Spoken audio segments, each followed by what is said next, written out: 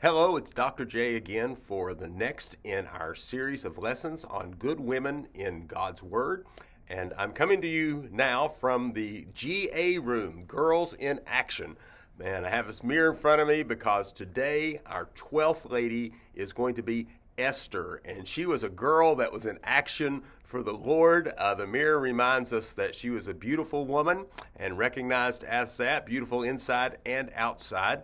And we're going to study her story today. So I hope that you've gotten a listening guide that you could download from our website, and you'll have that in front of you. Fill in the blanks. There's a handy map we're going to look at a couple of times during this series, during this lesson, that will be beneficial to you.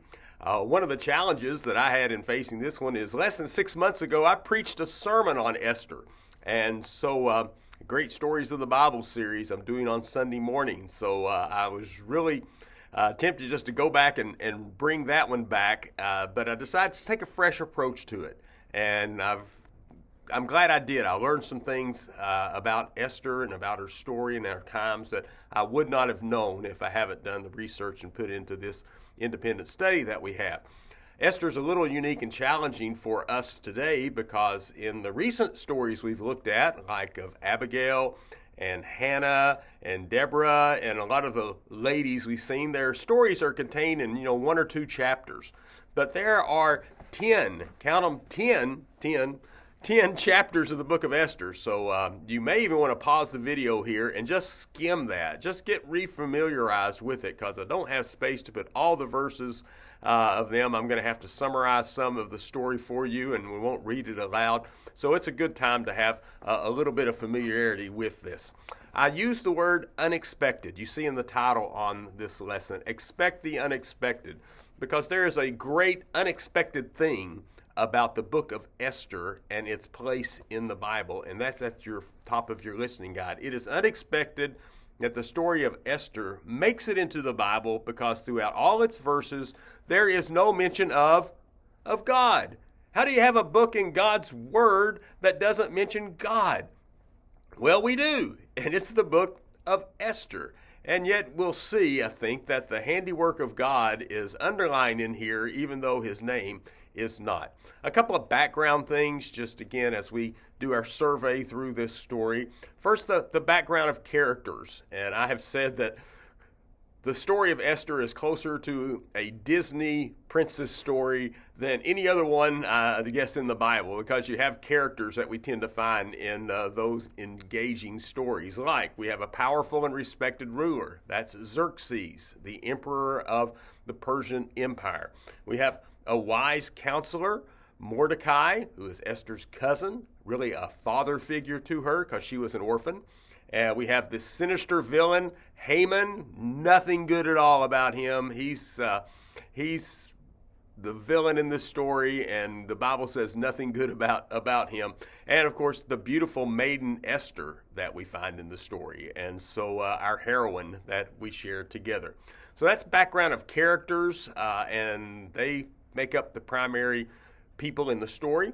And then we have a little bit more of the background of the Persian Empire and a few things that were enlightening to me. As I said a moment ago, in Esther's time, the emperor, the king's name, was Xerxes. A few things about his family tree. Xerxes was the grandson of Cyrus the Great, who allowed the Hebrew people, the Jews, to return home from exile in Babylon. So when the Persian Empire became dominant and defeated the Babylonians, after 50 or more years in exile, it was Cyrus who said, "You can go home." And a good number of them did. And what an exceptional thing that was in the ancient days. Usually a defeated nation taken into exile, they just kind of acclimated into the culture around them and they were lost. But the Hebrews get to go back to their homeland, back to their identity as a people group. Cyrus did that. We also know some things about the father of Xerxes, that Xerxes was the son of Darius the Great, who was responsible for making the Persian Empire the largest empire in the world. And I want you to look at your map. It's on the 3rd page of Matters, and this was something that I didn't truly appreciate, was the expansiveness of the Persian Empire in the shaded area on this map that goes all the way over here to the east to what we would consider part of India today, and all the way over here to the west, you see, down into northern Africa, into part of Ethiopia. And so just this vastness of this big print of land that the Persians were ruling over, and in particular Xerxes was the emperor over. Around the very middle of the map, and a little below the very, very middle, there is, if you look close, there is a city marked there named Susa, S-U-S-A. That was the capital of the Persian Empire. And if you look a little to the west, you'll see the town of Babylon, which is where Nebuchadnezzar, when the Babylonian Empire was dominant, and Daniel, Shadrach, Meshach, and Abednego all in Babylon. And so they're very close to each other, and we can understand why some of the Hebrew people were still around.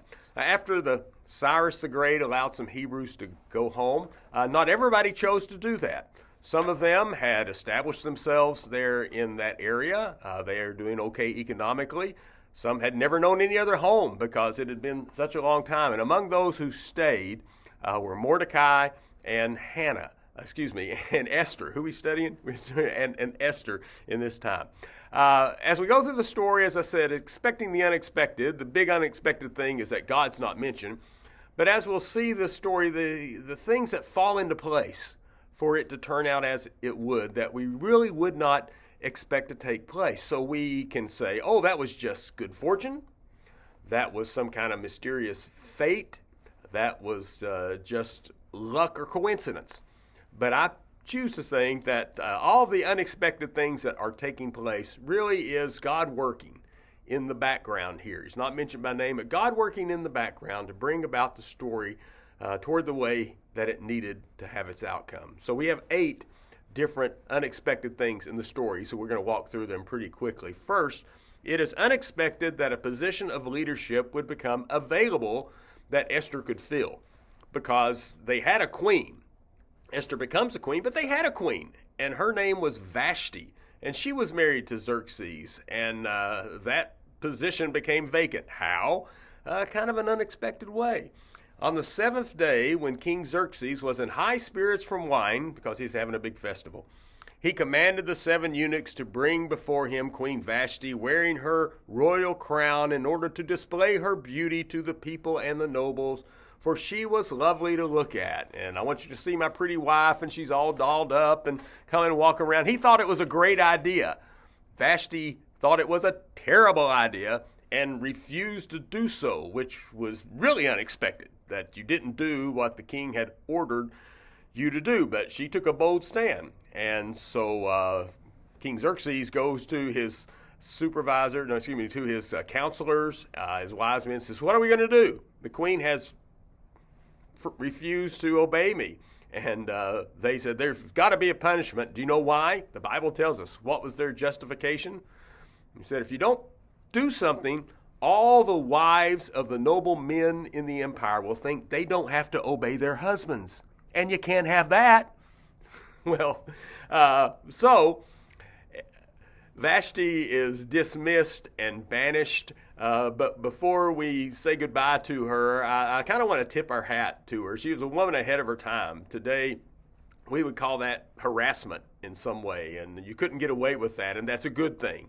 So she kind of stood up and stood her ground, and it cost her her crown, cost her her throne, created a space for Esther to come in and do the good. But we remember her, and today we talk a lot about the cancel culture. Someone does something or says something you don't agree with, you cancel them out, you get rid of them, you drown them out in some way. They're insignificant, irrelevant to you anymore. That's kind of what happened to Vashti.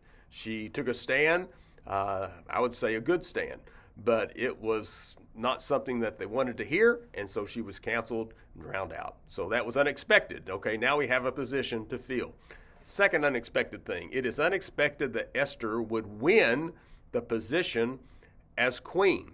I said a minute ago, the Esther story reads a little bit like a fairy tale or a princess tale, but here it's kind of like a game show, like a reality show. This is The Bachelor. this is the one king, and he has all these ladies, and he's going to select which one is going to be the next queen. And unlike The Bachelor, and I don't really know much about it, you just get one chance. You get one night with the king. And so what would you think about Esther's chances? She's a foreigner. She's an orphan. The king has a harem of ladies, and who wouldn't want that job? And so there's a lot of competition. But she makes friends and an allegiance, if you would, with one of the servants there, of the advisors to these ladies, named Hegai, and wisely takes Hegai's counsel. And so it picks up in the story. When the turn came for Esther to go to the king for her one night with the king, she asked for nothing other than what Hegai suggested, trusting his wisdom and wits. Now the king was attracted to Esther more than to any of the other women, and she won his favor and approval more than any of the other virgins. So he set a crown on her head and he made her queen. And Esther, of all people, who would have expected, goes within a year's time from obscurity to the queen of the empire.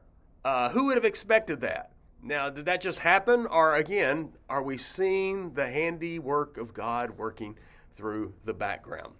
Third unexpected thing. It is unexpected that Mordecai would not be rewarded for stopping an assassination. We introduced this little story here that plays greater relevance a little later in Esther's tale. But it goes this way. During the time Mordecai was sitting at the king's gate, Bithana and Theresh, two of the king's officers who guarded the doorway, became angry and conspired to assassinate King Xerxes. But Mordecai found out about the plot and told Queen Esther, who in turn reported it to the king, giving credit to Mordecai. And when the report was investigated, found to be true, the two officials were impaled on poles. So the assassination plot was squashed, thanks to Mordecai. Now, what is not said here is that Mordecai didn't, it says there is no mention of any reward that he had. And it would have been common in that time for a king to show great reward to someone who had spared his life. The king was a target, and assassination attempts were common. And so someone who showed great loyalty, like Mordecai had, and had headed off an assassination, would usually get some kind of recognition, some kind of reward. Apparently he didn't. And so I ask you to kind of take that story and park it over here for a minute, okay? Just remember that, because we will come back to it. Fourth thing that we find unexpected. It is unexpected that the king's order would not be carried out more quickly. And here we come to the part of the story where we meet Haman. Haman grows a terrible dislike for the Hebrew people, dislike for Mordecai in general, and then specifically the Hebrew people in general, and convinces the king to write a law that would allow them all to be wiped out throughout the empire. And here's the backstory. Because of it, when Haman saw that Mordecai would not kneel down or pay him honor like everybody else did, Haman's a big important official, everybody bows. I suspect Mordecai didn't bow down because he would say, I only bow to God, and I'm not going to bow to man. And so that was something that took place. And so Haman, it says, was enraged, yet having learned who Mordecai's people were, he scorned the idea of killing only Mordecai. Instead, Haman looked for a way to destroy all of Mordecai's people, the Jews, throughout the kingdom of Xerxes. Now, I remind you again, if you go to your map, you will see the vastness of the kingdom there. If I can find my map, you'll find the vastness of the kingdom there, and the Hebrew people throughout the kingdom there, some who had been taken into exile, some who had gone back to Palestine, which is part of this Persian Empire. And so literally you have, if not all, almost absolutely all of the Hebrew people in the empire. And Haman convinces King Xerxes to make a law that on a certain day they would all be free game and they could all be killed and wiped out. The question was then, what day would it be for this mass killing? It was literally a Holocaust that was being planned here. And so to find that out, you go to the astrologers and you go to the magicians, and they utilized a little tool called the pur. It's like a dice that you would use in a game, a casting of lots in biblical terms. In the 12th year of King Xerxes, in the first month, the month of Nisan, the pur, that is the lot, was cast in the presence of Haman to select a day and month. And the lot fell on the 12th month, the month of Adar. This diabolical plan would take place then in the month of Adar. Now notice it says it took place, this plan, the casting of the pur, the lot, on the month of Nisan, the very first month. That take place on Adar, and here's the news. Adar is the last month of the Hebrew calendar, roughly corresponds with the month of March for us. The significant thing is that is the furthest away time that this could be carried out according to how you would roll the die. You know, you say, we're going to do it this year, and you're making the plan in January, when this year, and it falls in December. It's as much time. Now, the Persian Empire was vast, and it would take a long time to send the orders, but weeks or months or something to all the places and all the cities there from Susa on out. But there would certainly be enough time for Esther to do something.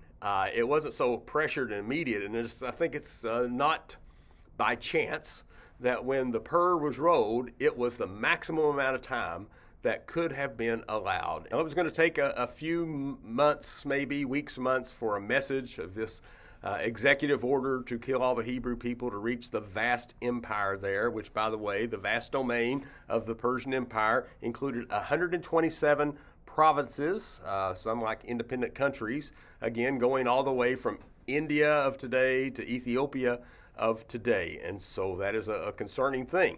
Also, we have said in this study that God is working in the background. He's not named, but he's working in the background. But God also has an adversary, and that adversary against him is Satan. And we can think it's not a stretch of the imagination to have Satan working in the background too, because here 400 years before Jesus was born, if this order is carried out, then the lineage of Jesus could be lost. And so there would be no Hebrew family promised from way back in Abraham's day, even in some sense back to Adam and Eve in the promises that there would be a deliverer from among the line. And if the line is wiped out, then there can be no child that would be born. So you see kind of Satan kind of setting things up to try to keep Jesus from being born here. So there's a lot, not just on the line for the scores and millions perhaps of Hebrew lives, but also the hope for eternal life and forgiveness and all that Jesus was able to bring. So that there was some time to set things up was a good thing. So I put there at the bottom of this point, time is Esther's friend. And we'll remember that because it gives enough time for some intervention and something to be changed. The next is the unexpected thing. It's unexpected that Esther risked her life for her people. I think Esther's a good lady, would want to do the right thing, but let's just face it, within all of us there is an inclination for self-preservation. Can I save my life? What can I do for me? And in terms, instead of risking my life to try to save somebody else. Now this may not be widely unexpected, but it does have to, something you have to show some courage to be able to do, because Esther knew the setup of the king. Again, before we said that assassination attempts were common, and so the kings and the emperor and Xerxes had special rules that you just couldn't come walking in to see him. You might have ill intent. You would have had to have been invited. And so she knows that, and here's the rules that she says when Mordecai suggests, hearing of this plan, that you need to do something. So she says, all the king's officials and people of the royal provinces know that for any man or woman who approaches the king in the inner court without being summoned, the king has but one law, that they will be put to death unless the king extends his gold scepter to them and spares their lives. So the default is you approach a king uninvited, you die. And the exception is that he might show pity on you and spare your life, and we don't know. Esther certainly knew the king. He has shown to make some impulsive decisions, maybe not always the best decisions. And he had already had one queen that kind of crossed him, and she had hit the road. And was she going to see a similar fate or lose her crown and make that risk or lose her life. And so you can understand that there would be some fear, and she's understandably showing a little bit of hesitation that would have to be overcome. And I have a thought here. It's okay to be afraid.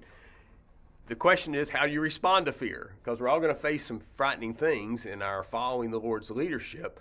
We're going to say, if I'm afraid, I'm not going to do it. God must not want me to do it. Or is it, even though I am afraid, I will go through with this? Now, Mordecai tells Esther, I didn't put the verses there, a couple of things. One is he says to her that don't think because you're the queen that when this killing takes place, your life is going to be spared just because you're the queen. So your life's in danger too, kind of making sure she knows we're all in the same boat together, this dangerous boat. He also says if you don't respond, God's going to raise up, or somebody else is going to be raised up to take care of this. There'll be another answer if you don't, and that's a great expression of faith. And the last thing I mentioned that he says is that verse, and I put that in your notes. It's the signature verse of Esther. It's the best known verse of Esther and the most famous thing that Mordecai says. And who knows but that you have come to your royal position for such a time as this, at providence of God, working things to put her where she is when she is. And so it's unexpected that she would show that courage, but she does, and we appreciate that. Next, it is unexpected that Xerxes preserves Esther's life, because she does go to him. The default is you show up uninvited, you're put to death, but what takes place? When he saw Queen Esther standing in the court, he was pleased with her and held out to her the golden scepter that was in his hand. So Esther approached and touched the tip of the scepter, which I understand is permission to talk to the king. Now, Esther was beautiful and she was wise here. She got her friends and asked Mordecai to tell all the people to have some days of fasting and praying, spiritually kind of greasing the skids for things as she was going to be going, that it would go well. And then she also put herself in her royal robe and looked very queenly. We know from the Vashti story that the king liked that. Xerxes liked that. He liked his queen to look that way. And so I'm sure that she looked very fitting, very attractive as she approached there. And she did those things that would make it more likely that the king would be showing mercy to her and not ordering that she would be killed as the order could have been.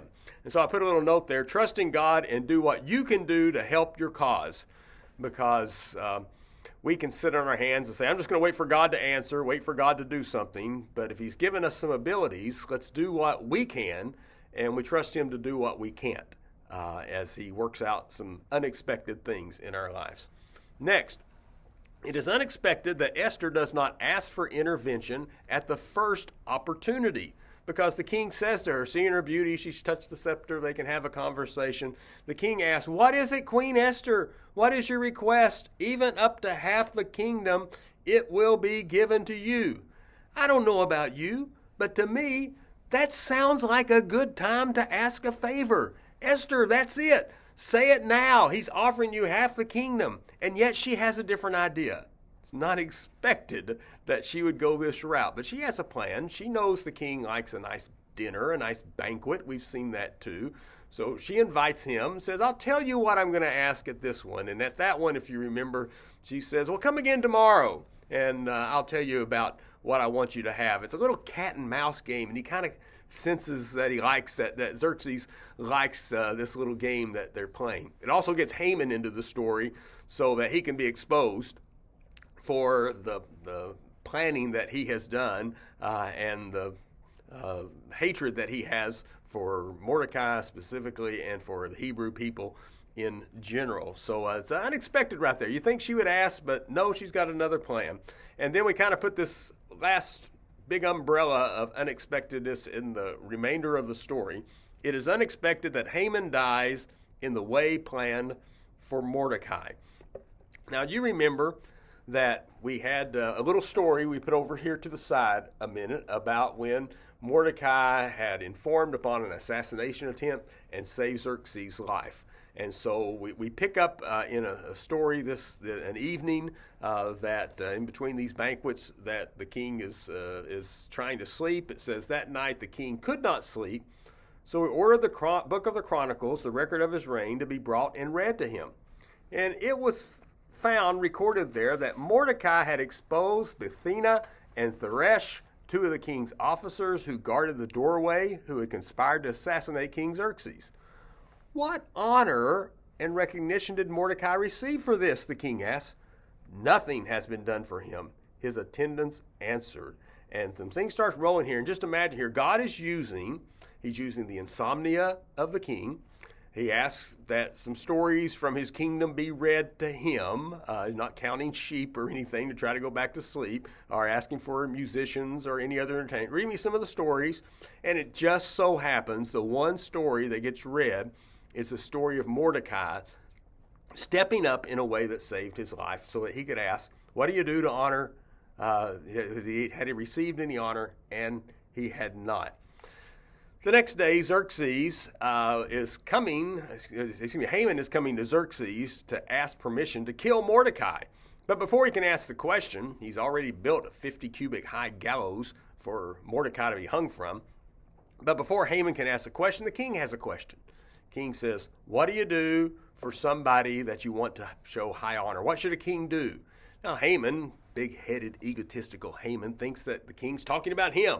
The king's going to honor me. So he comes up with a list of things that he thinks would show him honor. So he says, well, I would put that man in the king's robe, one of the king's robe, saddle him up on one of the king's horses, and parade him through the streets, shouting and saying, this is what is done to the man the king delights in. And Xerxes likes that idea. And then the other shoe drops because he says, all right, Haman, go find Mordecai, put my robe on him, put Mordecai on my horse, lead him around, and you shout out, this is what the king does. This is what is done for the man who delights the king.